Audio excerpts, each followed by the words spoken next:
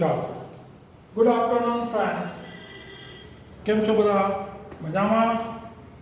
હવે આપણે આજે મિત્રો તમને કંપનીની સભાઓ, જે આપણો છઠ્ઠું પાઠ ચાલુ છે, કંપનીની સભાઓ, આ લેસનની અંદર ખાસ ધ્યાન આપજો. કંપનીની સભાઓ એની અંદર આજે આપણો પ્રશ્ન છે કાર્યસૂચિ અંગે કંપનીના સેક્રેટરીની ફરજો. કાર્યસૂચિ કાર્યસૂચિ એટલે પહેલા તો શું થાય? સૌપ્રથમ તો આપણને એક ખ્યાલ હોવો જોઈએ કે ભાઈ કાર્યસૂચિ એટલે શું? કાર્યસૂચિ એટલે કે કંપનીની અંદર જે સભાઓ બોલાવવામાં આવે, અલગ અલગ સભા હોય, સંચાલકોની સભા હોય, શેર હોલ્ડરોની સભા હોય, ડિબેન્ચર હોલ્ડરોની સભા હોય, તો રોકાણકારોની સભા હોય, લેણદારોની સભા હોય, વાર્ષિક સાધારણ સભા હોય, અસાધારણ સભા હોય. તો જ્યારે અલગ અલગ સભાઓ બોલાવો છો, ત્યારે આ સભાની અંદર તમે કયા કાર્યો કરવા માંગો છો? તો સભામાં જે કાર્યો કરવાના હોય, આવા કાર્યોની યાદી, જેને આપણે સામાન્ય અર્થમાં મિત્રો કાર્યસૂચિ કહેવાય. તો કાર્યસૂચિ શબ્દનો અર્થ જ આ કે જ્યારે આવી સભાઓ તમે બોલાવો છો, તો આવી સભાની અંદર તમે મુખ્યત્વે કયા પ્રકારના કાર્યો કરવા માંગો છો, તો આ જે કાર્યો કરવા માંગતા હોય તો એને આપણે કાર્યસૂચિ, જેના માટે અંગ્રેજીમાં નામ છે એજન્ડા. કાર્યસૂચિ અથવા એને એજન્ડા તરીકે ઓળખવામાં આવે. હવે જ્યારે આપણે આવી કાર્યસૂચિ બનાવીએ છીએ તો કંપનીના સંચાલક મંડળો ઉપરાંત જો કંપનીમાં કોઈ મહત્વની કોઈ વ્યક્તિ હોય તો એ છે કંપનીના સેક્રેટરી. તો સંચાલક મંડળનું જેટલું ઇમ્પોર્ટન્ટ છે મિત્રો, એટલું જ મહત્વ કંપનીના સેક્રેટરીનું છે. કારણ કે કંપનીનો સેક્રેટરી છે એ કંપનીના તમામ જે વહીવટી કાર્યો છે, પત્ર વ્યવહાર, કોરસ્પોન્ડન્સ છે, તમામ વહીવટી કાર્યો કરનાર વ્યક્તિ જો કોઈ હોય તો એ કંપનીનો સેક્રેટરી છે. તો કંપનીના સેક્રેટરી છે એની કાર્યસૂચિ માટેની ફરજો કઈ? તો કંપનીના સેક્રેટરી કે વ્યક્તિની સેક્રેટરીની પહેલી ફરજ છે કે સંચાલક મંડળ સાથે ચર્ચા વિચારણા કરી કાર્યસૂચિ બનાવવી. હવે મિત્રો ખાસ ધ્યાન આપજો, જ્યારે કંપનીનો સેક્રેટરી છે એ આવી કાર્યસૂચિ બનાવે, તમે જ્યારે આવી કાર્યસૂચિ બનાવો ત્યારે તમારે પહેલા કંપનીની અંદર જે લોકો સંચાલક છે એની સાથે તમારે બેઠક કરવી જોઈએ, ચર્ચા વિચારણા કરવી જોઈએ, સંચાલકોને પૂછવું જોઈએ કે આપણે કયા કાર્યો કરવા માંગીએ છીએ. સંચાલકો પાસે જે કાર્યો કરાવવાના હોય તેનું લિસ્ટ તમારે મેળવવું જોઈએ. તો સંચાલક પાસે પેલા કાર્યો કેટલા કરવાના છે એનું લિસ્ટ લઈ એની સાથે ચર્ચા વિચારણા કરો, જેથી કરીને કોઈ કાર્ય કરવાનું ભૂલાઈ ન જાય, એકને કાર્ય બે વખત ન થઈ જાય. તો આ રીતે કંપનીના સેક્રેટરીએ કંપનીના સંચાલકો છે, સંચાલકો સાથે તમારે ચર્ચા વિચારણા કરવી પડે અને ચર્ચા વિચારણા કરીને તમારે કાર્યસૂચિ તૈયાર કરવી જોઈએ. આનો મહત્વનો ફાયદો એ છે, આમ કરવાથી મહત્વના કાર્ય ભૂલાઈ ન જાય. આ પહેલો ફાયદો. અને બિનજરૂરી કાર્યોમાં સમય ન જાય.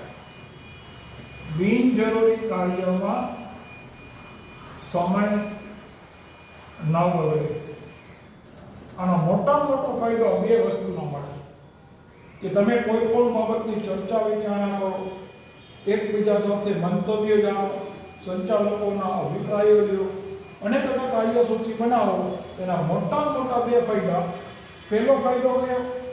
મહત્વનું કાર્ય કરવાનું ભૂલાય ન જાય. જે આપણી કંપનીના અસ્તિત્વ માટે, કંપની માટે મહત્વનું કાર્ય છે એ બરાબર થઈ જાય, સમયસર થઈ જાય અને સરસ રીતે થઈ જાય. અને બીજું, બિનજરૂરી કાર્યમાં સમય ના બગડે. યાદ રાખજો, બિનજરૂરી કાર્યમાં સમય ના બગડે.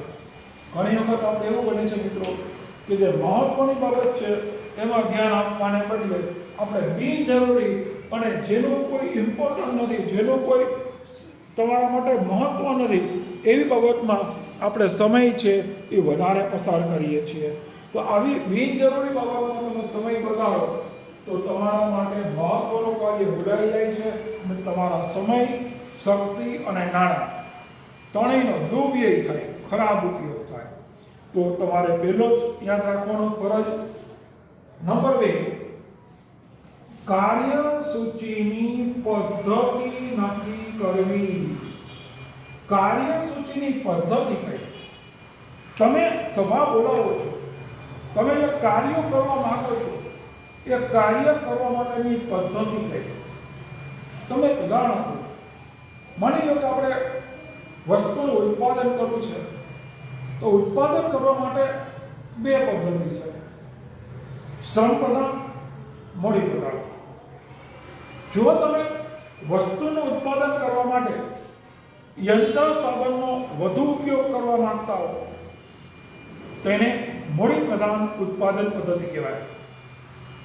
અને એના બદલે જો તમે તમારા ઉત્પાદનની અંદર માનવ શ્રમને મહત્વ આપવા ઈચ્છતા હો તો એને આપણે માનવ શ્રમને મહત્વ આપવા ઈચ્છો છો તો એ તમારો શ્રમ પ્રધાન ઉત્પાદન કહેવાય.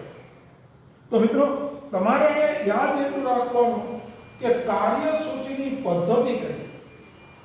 તમે જે કાર્ય કરવા માંગો છો એ કાર્ય કઈ રીતે તમે કરવા માંગો છો, તો કાર્યસૂચિની પદ્ધતિ છે એ નક્કી કરવાનું. એનાથી વસ્તુનું ઉત્પાદન ઝડપી, વેચાણ વધુ અને નફો વધુ મળે. આના ફાયદા છે. તમારી કામ કરવાની પદ્ધતિ સ્પષ્ટ હોય તો ઉત્પાદન છે ઝડપથી થાય છે, વસ્તુનું વેચાણ પણ વધે છે, વેચાણ વધે એટલે એકમમાં નફો પણ વધે છે. તો આ રીતે કાર્યસૂચિની પદ્ધતિ બરાબર રીતે તમે નક્કી કરી લો. કઈ પદ્ધતિએ કાર્ય કરવા માંગો છો એ તમે અગાઉથી પ્લાનિંગ કરી નાખો. નેક્સ્ટ, જ્યારે સભા ચાલુ હોય તે સમય દરમિયાન દર્શાવેલ કાર્યોની નોંધ કરવી. તમે સભાની અંદર, સભા ચાલુ છે, તમારા શેર હોલ્ડરોની સભા હોય, માની લો ચાલુ છે, તો શેર હોલ્ડરોની સભામાં તમારે અગાઉ કેટલા કાર્યો નક્કી કર્યા એ કાર્યસૂચિ મુજબ કાર્ય અને સભામાં થયેલા કાર્ય, તો એ બંનેની સરખામણી કરવી જોઈએ. સભામાં જે કાર્યો થાય છે, સભાની અંદર જે કાર્યો થાય, નિર્ણયો લેવાય, વાતચીત થાય, અભિપ્રાયો લેવાય, એની તમારે લેખિત નોંધ કરવી જોઈએ. યાદ રાખજો, લેખિત નોંધ છે એનું જ મહત્વ છે. મૌખિક નોંધ છે એનું કોઈ ઇમ્પોર્ટન્સ નથી. મૌખિક નોંધ છે એનું કોઈ અસ્તિત્વ જ નથી. તો કંપનીના સેક્રેટરી તરીકે તમારે આ સભાઓની અંદર જે કંઈ કાર્યો થાય છે, સભા દરમિયાન જે કાર્યો થાય એની લેખિત નોંધ રાખવાની. કારણ કે એક વખત સભા પૂરી થઈ જાય પછી શું કાર્ય થયું, કેવી રીતે થયું, શું નિર્ણય લેવાના, શું ચર્ચા વિચારણા કરી, એ બધું એક સાથે યાદ રાખવું શક્ય નથી. અથવા યાદ રહીએ પણ એને ભવિષ્યમાં સાબિત કરવું એ મુશ્કેલ બને. એના કરતાં સભામાં જે કાંઈ કામ થયું હોય, જે કાર્યો કર્યા હોય સમય દરમિયાન, સભા ચાલુ હોય અને સમય દરમિયાન જે કાર્યો કર્યા હોય એ દરેક કાર્યની સેક્રેટરીએ ડાયરીમાં નોંધ રાખવી પડે. ચાલો સભામાં નિર્ણય લેવાનો, આ વસ્તુ કરવાની, આમ કરવાનું, પદ્ધતિ આ રાખવાની, ફલાણું ઢીકણું વગેરે. હવે આગળ મહત્વની બાબતો અંગે ધ્યાન દોરવું. તો આ વસ્તુ બહુ મહત્વની છે. ઘણી વખત આપણે જોઈએ છીએ કે માણસોને બોલાવો, માણસોનો સમૂહ ભેગો થાય, આપણે બધા માણસો મળીએ છીએ ત્યારે ઘણી વખત આપણા મળવા પાછળનો મુખ્ય ઉદ્દેશ શું છે એ ભૂલાઈ જાય. આપણે કોઈ એક બાબત માટે મીટિંગ કરી, સભા બોલાવી, તો સભાની અંદર કોઈ બિનજરૂરી વિવાદ કે બિનજરૂરી પોઈન્ટ એવો મુદ્દો આવી જાય તો બધા જ સભ્યો હોય ને એ બિનજરૂરી મુદ્દામાં સમય વધારે બગાડી દે.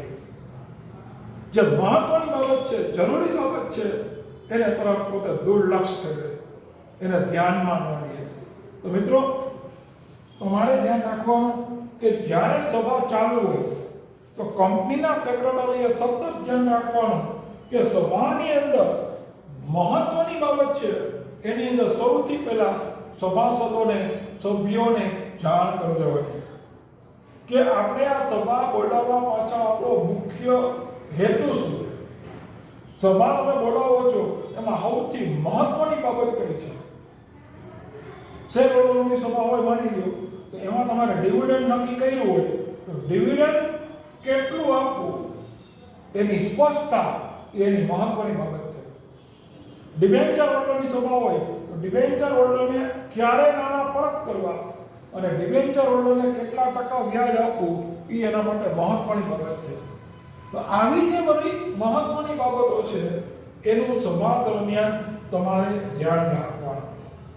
જો કોઈ આવી મહત્વની બાબત ભૂલાઈ જતી હોય તો તમારા સેક્રેટરી તરીકે તમારી ફરજ છે કે તમારે સભાની અંદર એનું ધ્યાન ખેંચવું, દરેક લોકોને એનું ધ્યાન દોરવું. કાનૂની બાબતો, કાનૂની બાબતોમાં ખાસ ધ્યાન આપજો. કાયદાકીય બાબતો કહેવાય. આજે આપણે મિત્રો કંપનીનો સેક્રેટરી હોય ને, એ કંપનીનો સેક્રેટરી એવો વ્યક્તિ હોય કે જેને કાયદાનું પણ પૂરેપૂરું જ્ઞાન હોવું જોઈએ. તમારી પાસે કંપની ધારો એક્ટ, કંપની ધારાની જોગવાઈ, તો આ જોગવાઈનું તમને અક્ષરે અક્ષરનું જ્ઞાન હોવું જોઈએ. તમને ખબર હોવી જોઈએ કે કંપની ધારામાં કઈ કઈ જોગવાઈઓ છે. 2013માં કંપની ધારો આવ્યો, એમાં નિયમો ક્યાં હતા, 2014માં નવા સુધારાઓ શું કરવામાં આવ્યા, લેટેસ્ટ રીતે ગવર્મેન્ટે કયા કયા ફેરફારો કર્યા. તો કાનૂની બાબત છે એમાં તમે એક વકીલ પાસે જે રીતે કાનૂનનું જ્ઞાન હોય, જે કાયદાકીય બાબતોનું જ્ઞાન જે વકીલ પાસે હોય ને, તો આપણે એવી અપેક્ષા રાખીએ છીએ કે કંપનીના સેક્રેટરી પાસે કાયદાકીય બાબતોનું જ્ઞાન, બરાબર ધ્યાન રાખજો, કાયદાકીય બાબતોનું જ્ઞાન આવશ્યક છે. કારણ કે ક્યારેય કંપની ગેરકાયદેસર કોઈ કાર્ય કરે, ખોટું કાર્ય કરે તો તરત જ કંપનીનો સેક્રેટરી હોય એ અટકાવી શકે. એ ક્યારે અટકાવી શકે કે જ્યારે એને પોતાની પાસે કાયદાકીય બાબતોનું જ્ઞાન હોય, કાનૂની બાબત છે એના વિશે પોતે જાણકાર હોય. તો જો એ કાનૂની બાબતથી જાણકાર હશે તો જ એ પોતે બીજા લોકોને ધ્યાન દોરી શકશે. આજે તમને કોઈ વસ્તુ વિશે ખબર પડે, તમને આવડતું હોય તો તમે બીજાનું ધ્યાન દોરી શકો. જો તમને જ આ બાબતનું ન હોય, તમને પોતાને જેનો ખ્યાલ ન હોય તો તમે બીજા લોકોને કોઈને માહિતી આપી શકો નહીં, તમારું જ્ઞાન છે એ રજૂ કરી શકો નહીં. એના પછીનો પોઈન્ટ, છેલ્લો પોઈન્ટ, બેઠક વ્યવસ્થા ગોઠવવી. બેઠક વ્યવસ્થા એટલે જો સભામાં મર્યાદિત સભ્યો હોય તો કોઈ બેઠક વ્યવસ્થાનો બહુ મોટો પ્રશ્ન ન થાય. માની લો કે સભ્યોની સંખ્યા ખૂબ વધારે હોય, તો સભ્યોની સંખ્યા વધુ હોય તો દરેક સભ્યો માટે બેસવાની વ્યવસ્થા કરવી. બેઠક વ્યવસ્થા એવી કરવી જોઈએ કે જેથી પહેલા જે બેઠો હોય અને સૌથી છેલ્લે બેઠો હોય એ દરેક સભ્યોને સભા દરમિયાન જે કાંઈ કાર્યવાહી થાય એને રજે રજની માહિતીને મળી શકે. આગળ બેઠા હોય ને વધુ માહિતી મળે, વાંયવાળાને વિચાર દેખાતું ન હોય, સમજાતું ન હોય, એવું બેઠક વ્યવસ્થા નહીં રાખવાની. તો બેઠક વ્યવસ્થામાં પૂરેપૂરી ધ્યાન રાખવાનું પછી કહે છે વિગતો આપવી. સભા દરમિયાન કોઈ પણ બાબતમાં જરૂરી બાબતો હોય છે. માની લો કે કોઈ સભ્ય હોય, તમને આવીને પૂછે કે આપણે સભા શું કામ બોલાવી છે, આ સભા ત્યારે બોલાવવા પાછળનો આપણો હેતુ શું, તો તરત તમારે એને સભા બોલાવવા પાછળનો એજન્ડા કહેવો જોઈએ કે ભાઈ આ સભા બોલાવવા પાછળનું આપણું મુખ્ય કારણ આ છે. તો જે સભ્યો સભા દરમિયાન તમને કોઈ વિગત પૂછે તો એ સભ્યોને સભાની વિગતો આપવી પડે. સભા દરમિયાન તમે શું કાર્ય કરવાના છો એની યાદી, એની વિગત તમારે આપવી પડે. પછીનો પોઈન્ટ છે કે હાજર સભ્યોની સહી. જે વિદ્યાર્થી મિત્રો સભામાં હાજર છે, જે મિત્રો સભાની અંદર હાજર હોય એ દરેક વ્યક્તિઓની સહી લેવી જોઈએ, જેથી કંઈ તમને ખ્યાલ આવે કે આપણી સભાની અંદર કેટલા લોકો હાજર રહ્યા. તો હાજર સભ્યોની સહી લેવાનો બીજો ફાયદો એ છે કે જ્યારે તમે આમાં કોઈ નિર્ણય લેશો તો આ નિર્ણયમાં હાજર સભ્યોની સહમતિ છે એ સાબિત થઈ જશે. તો દરેક હાજર વ્યક્તિ હોય, સભામાં હાજર હોય તો એની સહી છે એ આપણે લેવી જોઈએ. પછી કહીએ કે મુદ્દામાં ફેરફારો કરવા. તમારે સભા જે બોલાવવાની, આ સભાની અંદર જે કાંઈ મુદ્દાઓ તમે તાળ્યા, સભાઓની દરમિયાન તમે જરૂરી મુદ્દાઓ તાળ્યા, હવે એ મુદ્દામાં માની લો કે કાંઈ ફેરફાર કરવાની જરૂર છે, થોડા ઘણા પ્લસ માઇનસ કરવા પડે, સુધારા વધારા કરવા પડે, તો આ મુદ્દાઓમાં તમારે ફેરફાર કરવા. તો મુદ્દાઓમાં ફેરફાર કરવાની બાબત છે એ પણ અહીંયા આવી શકે છે. અને આ કર્યા પછી એનો આખરી ઠરાવ એટલે એનો છેલ્લો ઠરાવ તમારે રજૂ કરવો પડે કે આ સભા દરમિયાન આટલા મુદ્દાઓમાં ચર્ચા કરી, મુદ્દાઓમાં ફેરફાર કર્યા, આ મુદ્દાઓમાં ફેરફાર કર્યા પછી આપણો જે છેલ્લો અંતિમ બાબત શું બની, તો અંતિમ બાબત જે તમે નક્કી કરી એ આખરી ઠરાવ તમારે સભા દરમિયાન પસાર કરવો પડે. અને આ આખરી ઠરાવ પસાર કરી તમે નિર્ણય છે એ નિર્ણયને બહાલી આપી શકાય. તમે જે નિર્ણય લેવા માંગો છો એ નિર્ણયને બહાલી આપવી, મંજૂરી આપવી, એના માટે આખરી ઠરાવ પસાર કરવો પડે. અને આ આખરી ઠરાવની અંદર જે લોકો સભાસદો હોય છે એ સભાસદોની આપણે મંજૂરી પણ લેવી પડે. તો આ રીતે મિત્રો કાર્યસૂચિ અંગે કંપનીનો સેક્રેટરી છે એની ફરજો ખૂબ મહત્વની છે અને તમારા માટે આ પ્રશ્ન ખૂબ મહત્વનો છે પરીક્ષા માટે. ચલો, અસ્તુ, જય હિન્દ, થેન્ક યુ.